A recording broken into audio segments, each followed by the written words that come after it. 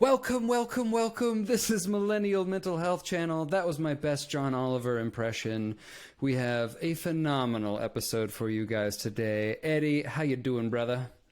I always fucking freeze up, man. I want to say something funny.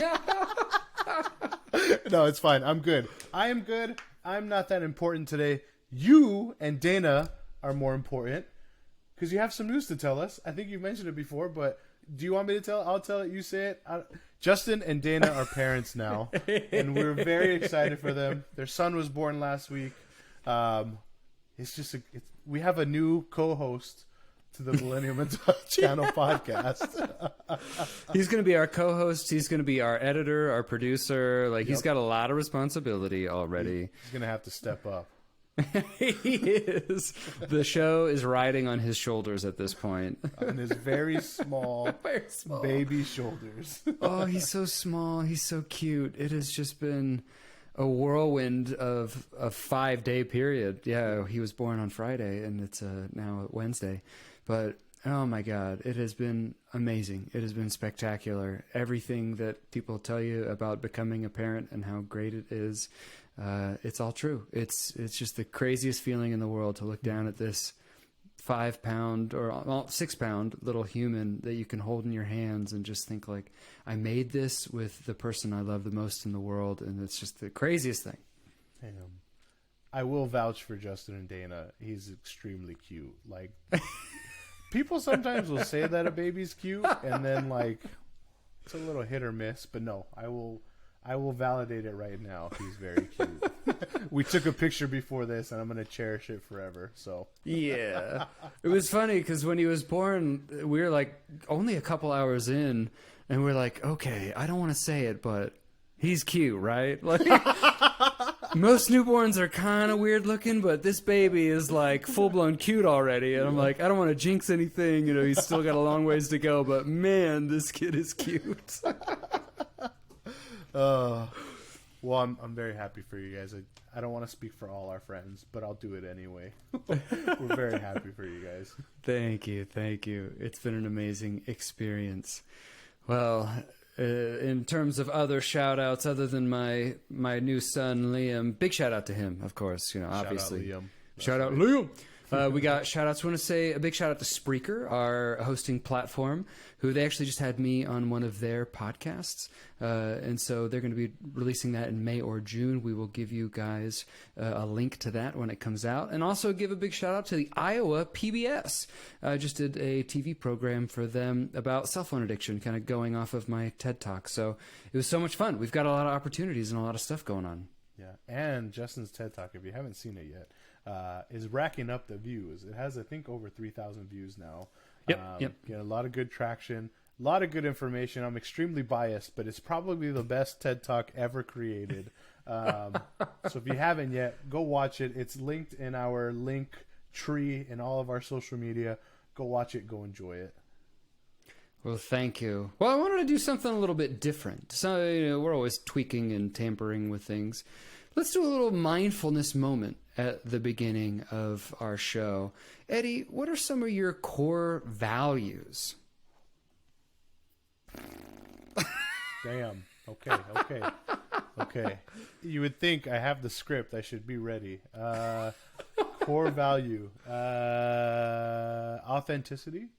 I think that's important.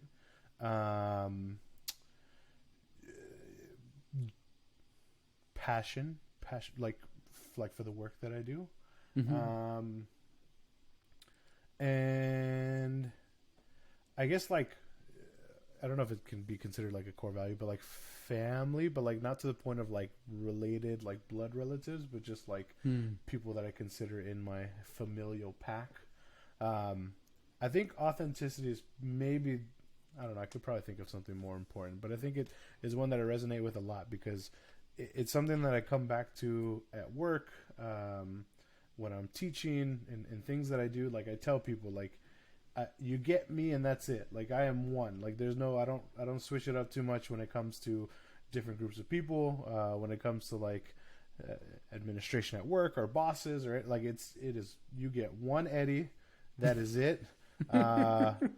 basically take it or leave it. Most of the time people take it, thankfully.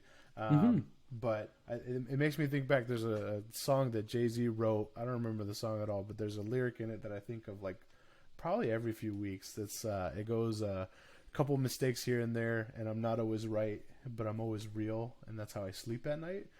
And I like that just because, like, yeah, it's we don't need to be changing for people. And I think especially when it comes to being a therapist, like I think a lot of therapists unfortunately like take themselves too seriously and like try to be too like, I don't know, prim and proper. And I just, that just doesn't work for me. And for some people that works, and that's great. But just for me, I think there's too much of an emphasis on that. So that is my spiel. Cool. I like it. And first I want to comment on how much I admire your authenticity. And I think that's one of the reasons why this show has grown so much, is because people can relate to you. And you are an authentic person, and it's just easy to see your energy and your persona. Everything about you is genuine, and it's fun. It's fun to work with you. Thank you, my friend. Yeah, I would say similar to yours. My core values are family, and like you said, friends and family. Mostly connections. The connections we make in this world. And love.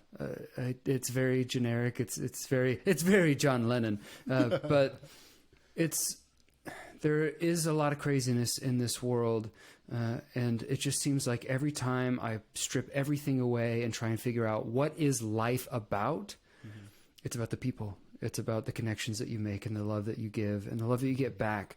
Those are the most important things and the most gratifying things in life. So yeah, I think it's people. Like it. Yeah.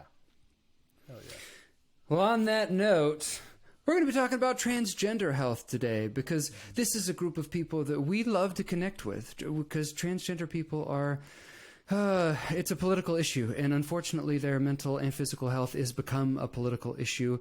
And more than anything, we just want to emphasize that these are people that deserve love and connection. I work with a lot of transgender people. I have a whole clinic, gender and sexual minorities clinic, where I see mostly transgender kids. And I've spoken to a lot of LGBTQIA2S plus people on these issues. But we've never really dedicated a full episode to transgender issues in general. So this is why we're doing that. I want to give my story, but I'm not going to give too much information, because I told Justin about this earlier. But yes, I mean, it's so, it's all of this, all the news. I mean, there's something new like every day of like DeSantis' dumbass signing something, or different governors signing this, or like not wanting to allow gender affirming care, or just there was like one like a while back, or something like in Texas or something. And sorry, Texas, if it wasn't Texas, but I feel like it was Texas. There's like trying to get like a bill in place where like if a therapist doesn't tell a family that their child has come out as part of the LGBTQ plus community, that the therapist can be arrested. Like just like stupid stuff. And like, yeah, to your point, like it has become a political issue when it shouldn't be. These are people just like you and I. Our trans teens that we work with, I feel like are getting the short end of the stick a lot of the time, and I think a lot of them have to almost live like in secret. And I hear a lot like the argument that like, well, everyone's trans nowadays. Like this was never around when I was younger, and we're gonna debunk that here in a little bit. But it's like, so what? What if that is true? What if that is true, that there weren't as many trans people when you were younger, and like this is like a new thing? So what? People are people. We need to love all people and not be treating them like shit like they have been treated. I guess my story is just like the importance to me of like being a safe place for trans youth and our trans teen patients that we've had in the past. There was just one time where I was almost assigned, well, I'll just leave it at this. There was a parent that I did not agree with because they were not supportive of their trans youth, and my boss wanted me to work with them, and I told my boss, if you make me work with this parent, I will physically fight them. And I was asked not to work with the family. So I don't know. That's just how important it is to me. There's no reason why anyone should be treated differently just because of who they are and what they represent. Yeah, and we do want to give some resources for parents out there because it is a hard thing for a parent to. It's a big transition, and even as a parent for the past 5 days, so much emotion and so much thought goes into names and expectations and everything you want for your child, and for all of that to change is hard on parents. So I get it from a parent perspective now more than ever, but one of the things that we want to emphasize as much as possible is that when young trans teens have support socially from their parents, they're much more likely to do better in terms of their mental health. So if there's one thing you can take from this episode, it's support your trans people, because that is the way that we help. And right now, they're struggling a little bit. They're more likely to have mental health issues. So I appreciate your story, and I'm glad you didn't fight that parent. I think the parent's glad too. But also, you got to think, like something that I think about is like, unfortunately, some minority groups can relate in our country, but just to like turn on the TV or to look on Twitter or to look on TikTok and just feel like every single day there's a new attack on your group of people. And you don't even do anything to these people. Like what? Like the whole thing. What's the argument now? People are getting upset with like drag reading at like libraries, and like what's the guy's name? George Santos from. Oh yeah. From New York. Like, yeah. I'm gonna leave it. Never mind. I'm not gonna cuss up a storm. Mm-hmm. Remember, Eddie. Hypocrisy. These people are like attacking minority groups of people, and all right. Yeah. Next question.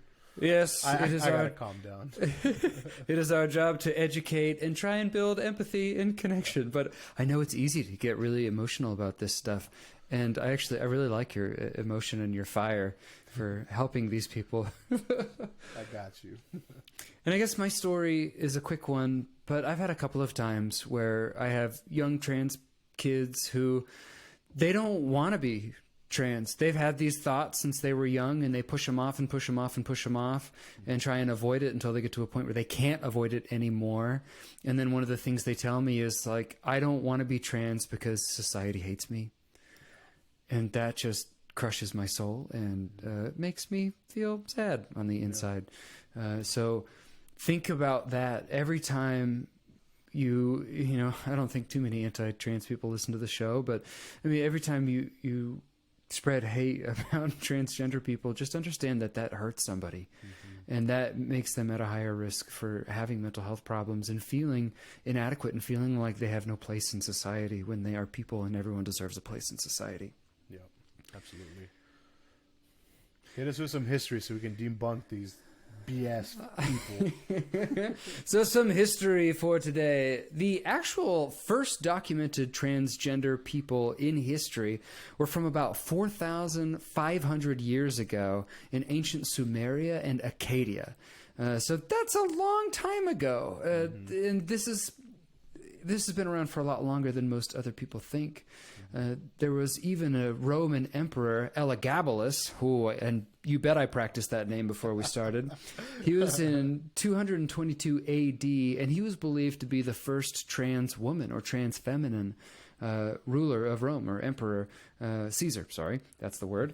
And she even desired sex reaffirmment surgery. I was looking up that she had tried to find a doctor who would attempt it and like offered these large sums of money to try and get it done.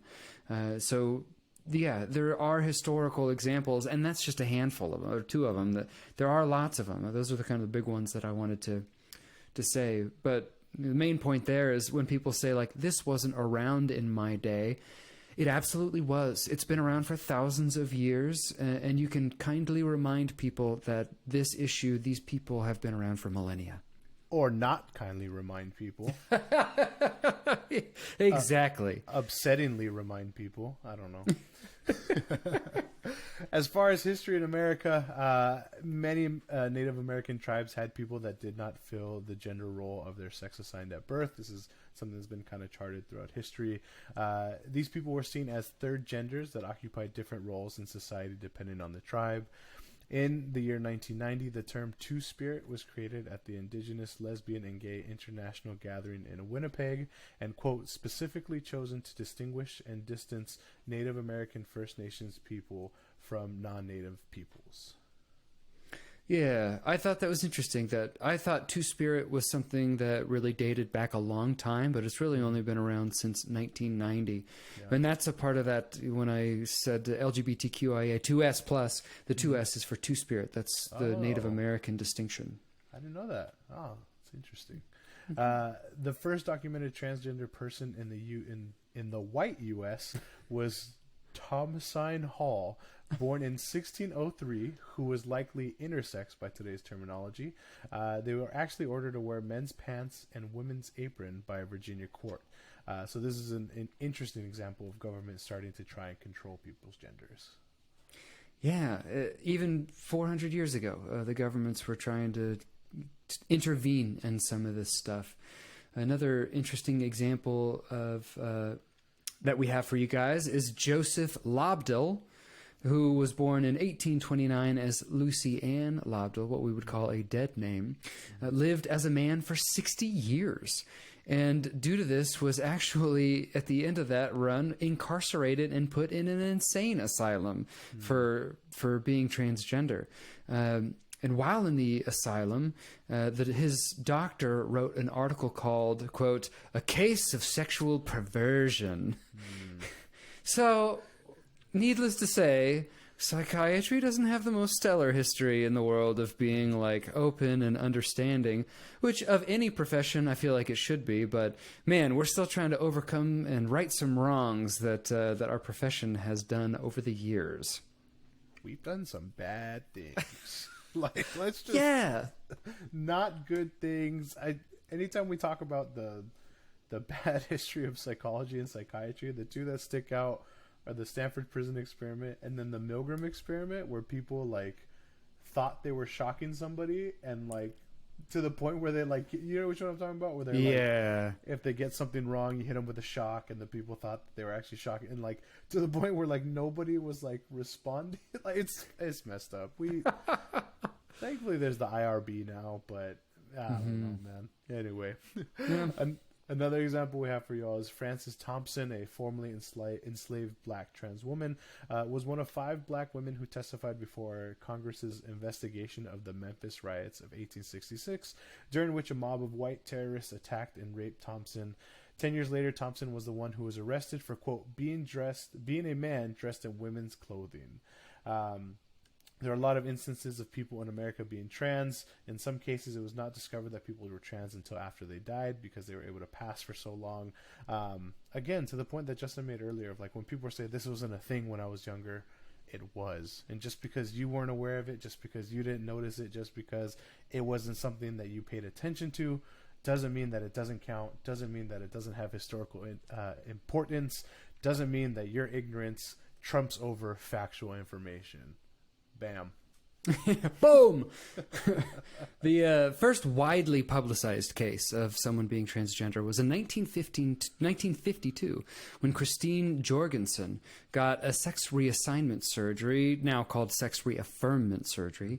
She was denied a marriage license to a man, and her fiance was actually fired because of the situation. So this guy got fired just for being in love with the wrong person. And then in 1966, there was a riot in a place called Compton's Cafeteria in San Francisco, which really began the trans activism movement, because a bunch of trans people were trying to get into this cafeteria, this cafe, and they would not let in. And so that was kind of that was seen as the beginning of trying to fight for trans rights in America. So, yeah, I mean, this stuff has been around since baby boomer era. Yeah. I think, too, it's just easier for older generations to... Well, okay, let me come at it from a neutral angle. I like that. I'll try. Like, I think it's easier for, like, older generations to potentially say, like, this wasn't around when I was younger, or, like, this wasn't a thing, maybe because they didn't have access to as much information as we do now. So, if you're living, say, in Omaha, Nebraska, you're not necessarily getting the news that's going on in San Francisco, California. And if you are getting the news about it, you're not getting it in real time. So there's a chance you just never see it or you never read it. So I guess from a neutral standpoint, I can try to understand that maybe older generations think that it wasn't a thing because they didn't have access to the information. But that doesn't mean that now that we do have access to the information, you should say, no, that still wasn't a thing because I never noticed it. Like, no, you have information now. You're wrong. Yeah, and take some time to try and understand the history a little bit. It really helps, and helps build that empathy and understanding. Mm-hmm. Some more modern examples we want to give you of transgender people being completely accepted in society, no questions asked. Mm-hmm. In India and Bangladesh, there is a legally recognized third gender known as the hijras. And it is estimated that there's around 500,000 people living as hijras. There's also the Fa'afafina of the Polynesian islands. They're another example of transgender people that are born males but occupy more of a female role in society that just they're totally normal. There's nothing different about them. The Fa'afafina people just see them as an important part of society, and they typically occupy, or at least from what I've read, some of like the childcare roles. And so there's just lots of examples, and there's even one in Thailand. Mm-hmm. Thailand is a country is a very open society to transgender people, and don't see it as anything different or absurd. So even in today's modern world, mm-hmm. there are multiple cultures and multiple societies where this is 100% normal. Mm-hmm. The hard part when we have situations like this where the trans community and the LGBTQ plus community as a whole are like under attack is when people don't when they don't understand something and then they don't understand something. So then they latch onto misinformation, or they latch onto like the one bad example. Specifically what I'm thinking about is like the argument that if someone who was born a male now identifies as a female and uses a female bathroom, that the potential rates that someone is assaulted, like a female bathroom patron is assaulted by said person, somehow they assume that the rates are going to skyrocket. And even though statistics do not support that, they'll choose the one time where maybe it did happen, or the off chance that something did happen, and they say, see, this is why we can't be doing this. This is why we can't have these kind of things in our community or in our schools. People get so upset about like gender neutral bathrooms, which makes no sense to me. It's just a one toilet. It's a one shitter. That's it. Like, what? I don't understand why people get so upset. Like, people will have legit arguments online of like, why do these schools have gender neutral bathrooms? Why does it matter? It's a bathroom with one toilet, one lock, one person can go in it. That's it. I don't know. People just like to be upset for no damn reason. Yeah, and I think that's a large part of two things. The social media algorithms only really pumping information that is highly inflammatory and supposed to get you riled up, and the 24-hour news media cycle. Yeah. And, you see examples. It seems like almost any time I talk about transgender rights, I'm talking about government not trying to ban reaffirming care or gender affirming care, that kind of stuff. But everyone else jumps right to, well, they shouldn't be competing in sports. And there are a few examples where, I've saw like a story of an MMA fighter who was genetically a male competing as a female and was, really maybe potentially hurting some of the females. But it's like those stories in actuality are very few and far between. Mm-hmm. And it's an example that's just used to get an emotional reaction out of people a lot of the time, and get you to, unfortunately, judge and hate this group of people who aren't trying to ruin sports. They're not trying to do anything. They're just trying to live their lives. Yeah. I'm looking it up right now because she deserves to have her actual name talked about. So it's Leah Thomas. The swimmer, yeah. The swimmer, right? And I want to at least highlight her name because she deserves that. She did nothing wrong except she participated. Not even except. She did nothing wrong. She participated in like collegiate swimming. I think she got like eighth place or something in one of the competitions. You know, got a trophy with fifth place, whatever it was. The issue that's come of it is like there's one girl. I don't remember her name. I don't care about her name. She doesn't deserve any airtime. But she's taken this thing that happened like a year and a half ago, and has totally run with it on like the conservative circuit of like, see, this is why we can't let transgender people compete in sports, blah, blah. Look what she did. And she's gone on to say like, oh, she broke all these records this day. She, you know, completely blew everyone out of the water. It was like, no, she didn't. She got like one time where she got to stand like on the podium. She broke 0 records that day. She just competed, and you're upset because I think apparently the Leah and the other person got like the same time and tied basically, and this other person is just upset because they gave Leah the trophy because there's actual rules in the NCAA guidelines that I think it was specifically whoever was older in the case of a tie got to have the trophy that day, and that they would send the other person a trophy later. But she was upset because she didn't get a trophy and Leah did, and wanted to use that as a point to attack Leah and the trans community. Yeah, there's a lot of hate, unfortunately, and that's what we're trying to extinguish a little bit of. And no greater way to extinguish hate than with a nerd alert. Actually, I don't know where I was going with that. Anyway, so this nerd... that didn't really make any sense, but I appreciate your willingness to laugh at my bad jokes. A for effort. That's all we get. So this nerd alert comes from the Cleveland Clinic and their website on a study that was done on transgender people. But factually speaking, there are structural differences between male and female brains. We just know that they're different. And in no way are we saying that either one is better or smarter. They're just physiologically, anatomically a little bit different. And the brains of transgender people tend to have a morphology that's somewhat in the middle. They resemble more of the brain that they identify with, and not necessarily the brain that they were of the sex that they were born with. Mm-hmm. So, with that said, I mean, this article explains that transgender traits tend to show, or transgender brains tend to show traits of both male and female brains, and that although this article did say that this is a really cool finding, we don't have 100% evidence and surety on this, but it's just kind of a cool thing to see that there is something going on with the brain in terms of transgender people, and to give it somewhat validity, although we don't need more validity. Their experiences and what they say should be valid enough. We shouldn't just have to prove it with science. Hell yeah. Yes. Okay. So, next section then. Stats and facts. What do we know about transgender mental health?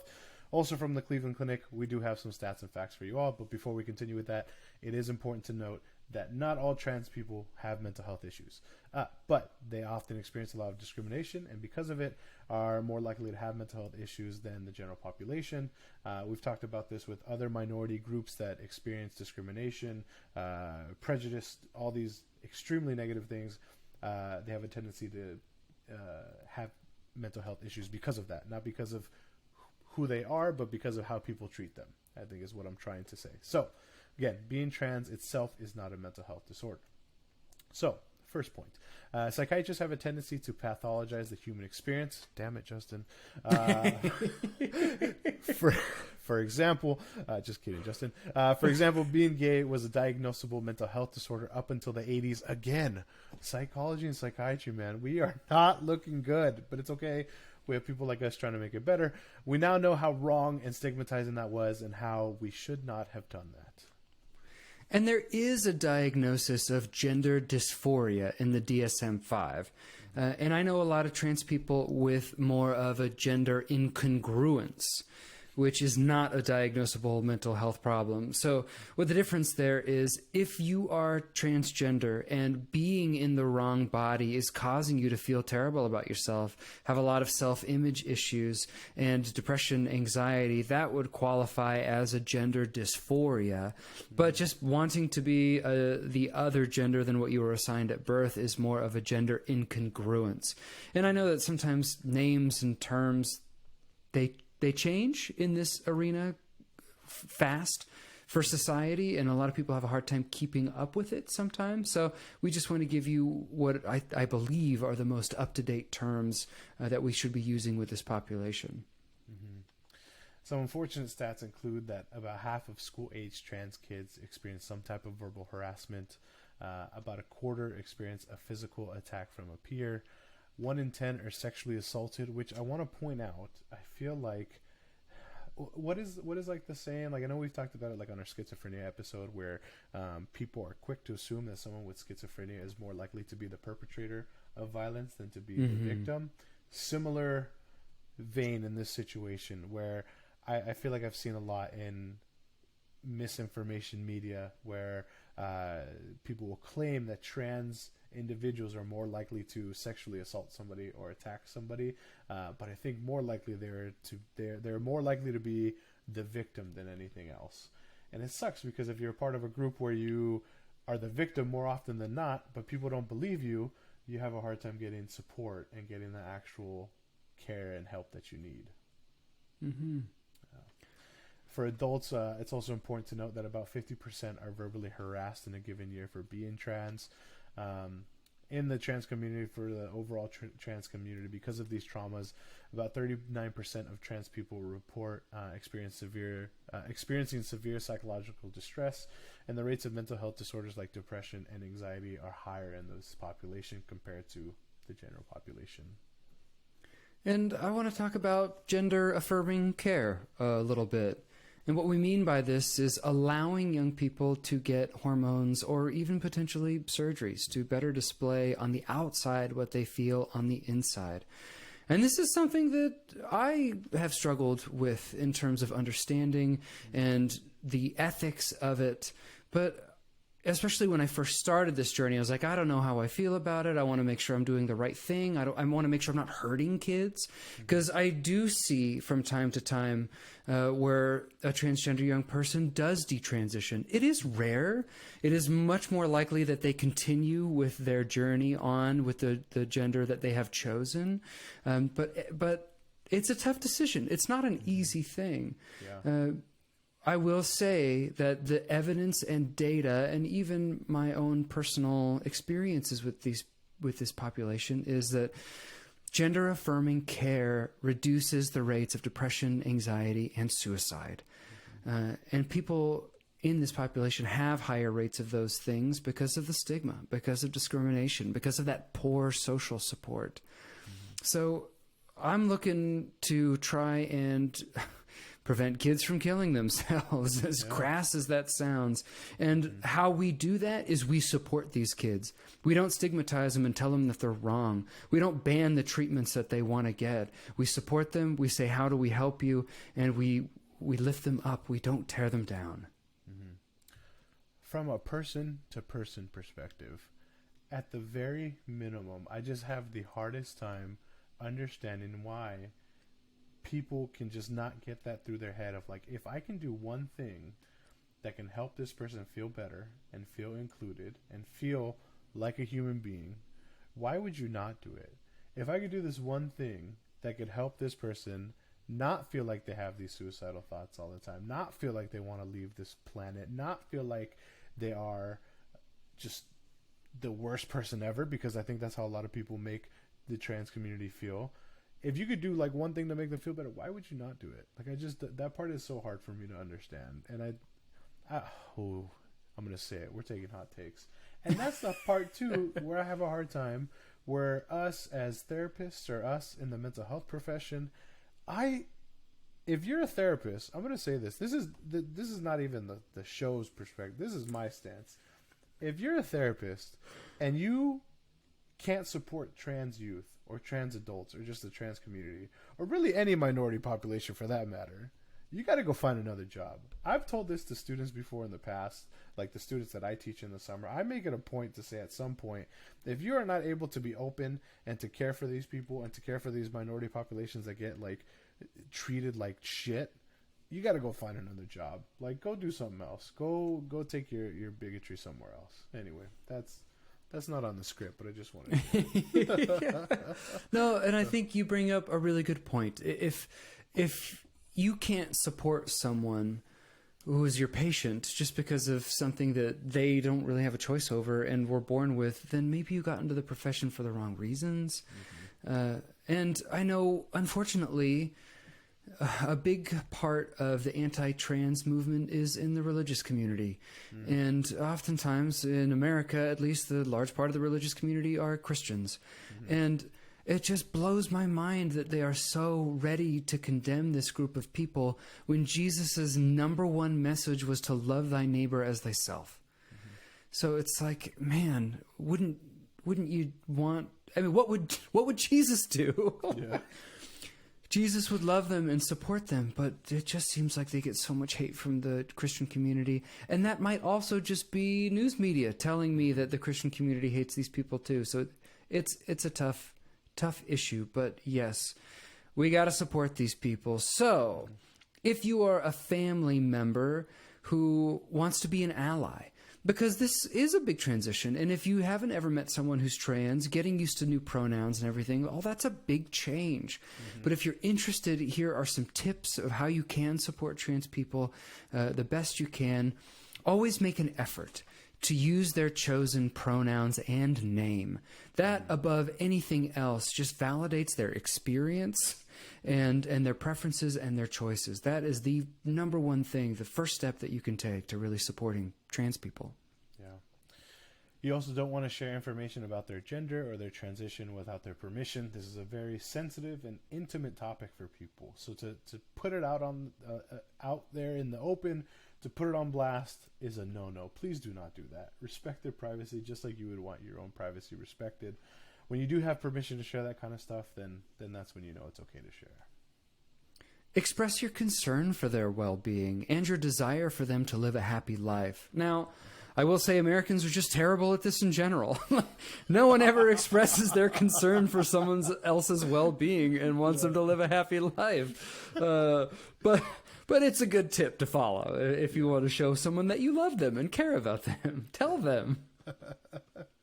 You can ask how you can help them feel understood. Ask them what would be helpful. I know in my sessions, I try to ask, like, what can I do? Like, what would be helpful for you today, tomorrow, next week? What would make you feel better? What would make you feel more comfortable? And not to the point of, like, what do I need to do to fix this? More of just, like, what do you need right now? Is it just, do you need someone to listen? Do you need someone to bounce ideas off of? Do you need me to take you to an appointment? Do you need me to make an appointment for you? What is it? What would help you feel more understood? Which is a good segue into the next one of offer to go with them to appointments if they're okay with it, or check in afterward if you can't be there in person. Show some effort, put in some time, tell them that or show them with your actions that you are willing to invest in them and willing to try and understand. You also want to talk about their journey with them and help them process their feelings. This is not something that I think people take lightly in the trans community, in the LGBTQ plus community. This is not just a decision that they make in 2 minutes. This is something that takes years and years of thought. It's not an easy journey. It's not an easy process. So to help them work through their own feelings, I think can really have long-lasting positive effects on them. And finally, last tip is don't tell trans people how to feel. In fact, don't tell anyone how to feel. And this is something that I actually have a little bit of experience with in working with trans youth and their parents. Mm-hmm. And overall, I've actually found, and I do have a little bit of a selection bias because they probably wouldn't be seeing me unless their parents were somewhat supportive. Yeah. But I do have some parents that will say like, oh, well, just, don't worry about the trans stuff. Just focus on school, maybe music, some of your hobbies, and, all the gender and stuff. That'll just fall into place. That'll just happen. It's like, well, don't that doesn't really work. This is a big deal to young people. Let them process it and facilitate their processing it. Try and help them figure out ways that they could write about it, talk about it. Talking about things with their parents is a huge way for young people to be able to process big decisions in their life. And the more open and honest and accepting you can be, the better for their own mental health. Yeah, absolutely. Like most episodes, as we near the end, we like to just share some famous people who can relate to today's topic. The first one is Laverne Cox. They're an actor and LGBTQ plus advocate who became famous with the role of Sophia Bursett on Netflix's Orange is the New Black. I've never seen the show, but I am familiar that it is a show. She actually has an identical twin brother who played her pre-transition self in the show. Growing up in Alabama, she received a lot of hate and judgment for having a crush on a boy in school, which led to an attempt to die by suicide at 11 years old. She was the first ever trans person to star in her own show, which VH1's Transform Me. And she was the first ever trans person to be on the cover of Time magazine. And I just found out that she's 50. She looks great for 50. I will be honest. Justin definitely wrote that because I don't know who Laverne Cox is. Google her right now. She's gorgeous. She's like one of the most beautiful women I think I've ever seen. While we wait for Eddie here. I'm Googling. And she's so funny, too. Oh, yeah, I know who this is. Yeah. Yeah. Okay. Yeah, she's not 50. There's no way. I know, right? Like I was like, she's 50? She looks maybe 35. It's pretty unbelievable. You know what people age pretty well? The ones who are not problematic and bigoted. Anyway, next person. Nothing makes wrinkles worse like hate. And racism. And racism. Next one we have is Elliot Page, possibly the most recognizable person on this list, because we got to see that transition in real time. Mm-hmm. So Elliot is a Canadian actor who starred in the 2007 hit movie Juno, was also in Inception, The Umbrella Academy, Trailer Park Boys, and Whip It. He came out as a man in December of 2020 and started going by he, they pronouns. Elliot was also featured on the cover of Time magazine. Time magazine apparently is all about transgender people. Mm-hmm. And when Elliot Page made the announcement about his gender identity, he was recovering from top surgery at the time that he actually described as life-saving. That is how important this is to people. This being able to reflect who you are on the inside and be your most authentic and genuine self, to throw it back to Eddie's point at the very beginning of the episode, it helps so much. It helps with their physical health, their mental well-being. And so I'm so glad that Elliot was able to find that. Mm-hmm. And he says, or this is a quote from him, he said that at the age of 9, he would say, "I felt like a boy. I wanted to be a boy. I would ask my mom if I could be a boy someday." So even at a very young age. And we learn in psychiatry, in a lot of our literature and textbooks, that a lot of gender identity really starts forming around age 4. And actually it's pretty solidified by age 4. So when people say like, oh, these kids are too young to be making those decisions, that actually goes against the data, that it goes against the evidence, that by age 4, kids have a pretty good idea of who they are and who they want to be. Yeah, take that. Science. Science. I'll let you do the next one because I know you have some specific experience. I didn't want to like read it and like I'd be lying because it says like anyway. People will get it. It's because you don't know who Chaz Bono is, right? Yeah. Yeah. I'm sorry, Eddie. Do I ever know who anyone is? On that Spreaker podcast I just did with Mary, she was like, "I love that you do all the pop culture references. Like it's just such a good part of the show." So. People like it, but I feel bad. Sorry, Eddie. You're good. So Chaz Bono, this is the first trans person I remember being exposed to, seeing on TV. My mom was all about pop culture growing up. She was always watching Entertainment Tonight. And E.T. loved Chaz Bono. There were just tons of pieces with Chaz on there. And Chaz is the son of the famed musicians Sonny Bono and Cher. So all-star parents. and he's been a huge proponent of transgender rights. So I wanted to bring Chaz on the show because this was my foray into this topic. And I think he's done so much for getting exposure in a time where it was still very stigmatized to come out as trans. This was 20 years ago. Yeah. And a great quote from Chaz is that gender is between your ears, not in between your legs. Damn. I thought that was pretty cool. That's some good stuff. Yeah. Well, we're going to hit some resources and then we're going to play us out. So we give you guys all this information. You let me yell for a little bit. I didn't really yell. You let me be upset for a little bit. We want to at least give you some resources. So this is what we got. So the first one is it PFLAG or PFLAG? Is that just the easiest way to say it? PFLAG. Yeah. So they offer resources for families and friends of trans people, and they focus on building a network of allies in communities across the country. You can Google and look up a PFLAG chapter near you and get some help and support that way.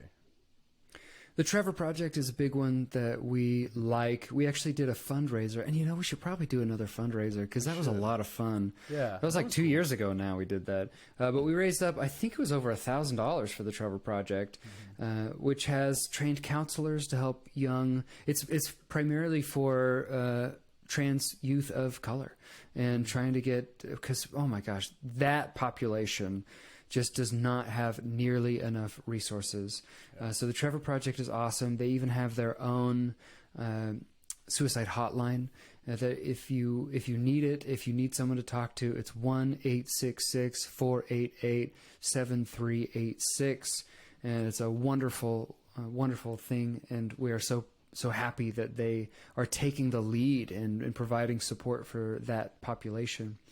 And then some other resources that we wanted to tell you guys about. If you are a parent or if you are just someone who knows a young trans person or an older trans person, if you just want to be supportive, if you want to be that support person that helps someone, transparenthood.com is a great website to give lots of resources and ways to talk about this stuff. And then also the Familyproject.sfsu.edu, and that's San Francisco State University, go Bay Area.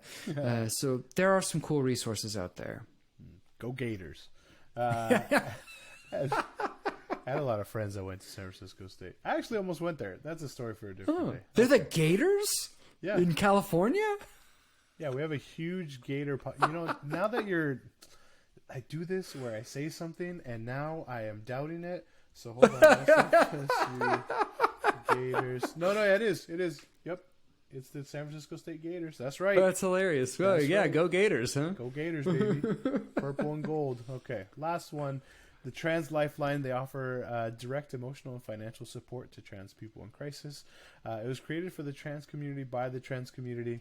And if you are in crisis, you can call the Trans Lifeline at 1-877-565-8860. And then I also just wanted to give one final shout out to Nebraska Senator Michaela Cavanaugh, who filibustered a bill in the Nebraska Senate that would have made gender affirming care illegal in the state. She sat up there and filibustered it by talking for 8 straight hours. So what a badass. Thank you for putting the health and mental health of children above a political agenda. I respect the hell out of you, and man, that's awesome what you did. That's badass. Suck on that, Ted Cruz. Ted Cruz got a long time without getting some shit from us. So that's true. It has been a long time since we shit on Ted Cruz. On that note, thank you all so much for listening to today's episode. We hope it was helpful in some way, shape, or form. As always, you can find us on Apple Podcasts, Spotify, wherever you get your podcasts.